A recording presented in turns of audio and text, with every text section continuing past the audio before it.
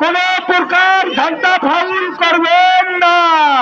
মারহাবা মারহাবা।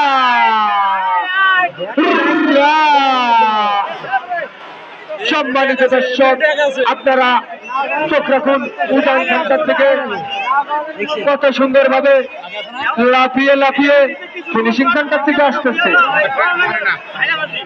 সম্মানিত দর্শক, আপনারা উপভোগ করছেন মরহুম শামসুল বাংলা স্মৃতিচারণের ডিঙ্গি প্রতিযোগিতা।